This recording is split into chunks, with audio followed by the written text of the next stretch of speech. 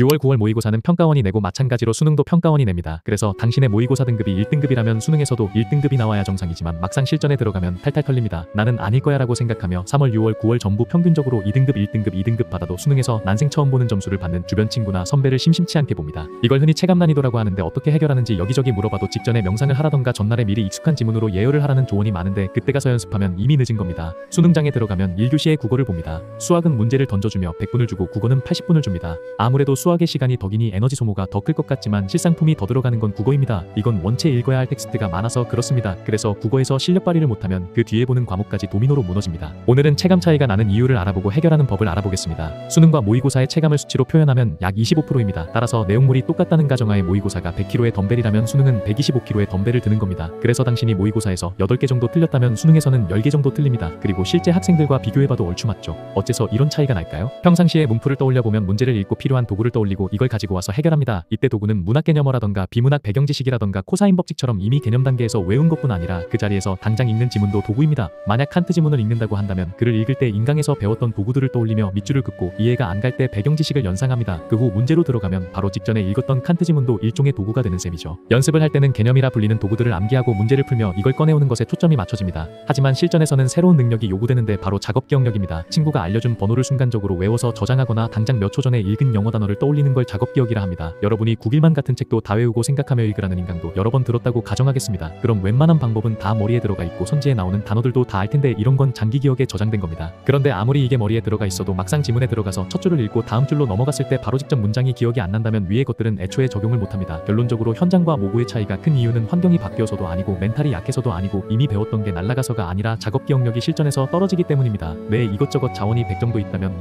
모의고사에서는 이걸 전부 활용해서 문제를 풉니다. 그런데 실전에 들어가서 낯설거나 기대와 다른 지문이나 선지가 보이면 뇌는 100에서 25 정도를 덜어서 위협 감지를 하는데 자원을 투자합니다. 결론적으로 저장했던 도구를 꺼내오는 자원과 작업 기억에 쓸 자원이 상대적으로 줄어드는 셈이죠. 이걸 해결하는 법은 생각보다 간단합니다. 그 전에 제가 작년부터 강조했던 말을 구독자라면 아실 겁니다. 어차피 하루 종일 기호를 배우고 이해하는 연습을 해도 실전 가서 먹히지도 않을 거고 지문이 머리에 거의 안 남은 상태로 문제로 들어가게 될 거라는 말입니다. 그래서 글 이해하는데 시간을 쏟지 말고 먼저 이해가 안 돼도 푸는 연습을 하라는 건데 그때 당시에 욕을 많이 먹었습니다. 그런데 이번 수능을 본 여러분이라면 이제 공감이 가지 않으신가요? N수생이라면 몰라도 현역 정시파이터라면 고점을 높이는 공부보다 일관된 저점을 내는 공부가 효율이 좋습니다. 이건 불필요한 비용을 줄이고 꾸준히 하면서 알아서 고점이 붙게 하는 방식입니다. 아까 실전에서 낯선 걸 보면 위협 감지에 들어가는 자원이 높아지고 작업 기억력이 떨어진다고 알려드렸습니다. 그리고 이걸 해결하는 방법은 위협적인 상황을 일상적인 상황으로 만드는 겁니다. 실제로 이번 수능 전만 해도 비문학은 쉽게 나올 거고 문학에서 변별이 될 거라고 말하는 강사가 많았습니다. 그리고 실제로도 모의고사에서 문학이 어려웠습니다. 그래서 대부분 문학 연습을 많이 했을 텐데 정작 수능에서 발목을 잡은 건 열팽창 같은 비문학 지문입니다. 예상보다 비문학이 어려우니 위협 감지가 증폭이 되고 원래 실력보다 덜 나오는 건 당연합니다. 만일 여러분이 위와 같은 말을 무시하고 문학이던 비문학이던 낯선 실무나 엔제를 주구장창 풀었다면 과연 위와 같은 참사가 일어났을까요? 길을 가다 호랑이를 만나면 달리기가 빠른 사람도 곧바로 도망가지 못합니다. 하지만 매일 호랑이를 보며 익숙해지면 제 실력이 나오기 마련입니다. 물론 실전에서는 호랑이가 갑자기 사자로 변해서 등장한다거나 독수리로 변해서 나타납니다. 그래서 사설량치기를 해야 하죠. 그런데 사설량치기를 하게 되면 정작 기출 감각은 떨어집니다. 때문에 개념을 배웠다면 기출이 아닌 사설량치기로 들어가고 수능 3달 전에 평가원 기출로 들어가는 게 가장 효율적인 커리입니다. 물론 이것도 그때 당시에 욕을 먹었는데 이번 수능을 보면 제 말이 이해가 되셨을 겁니다. 개인적으로는 국어가 수학보다 점수를 올리는 게 빠르다고 생각하지만 점수를 유지하는 건 국어가 수학보다 어렵습니다. 수학 강사는 실력대로 타수가 결정됩니다.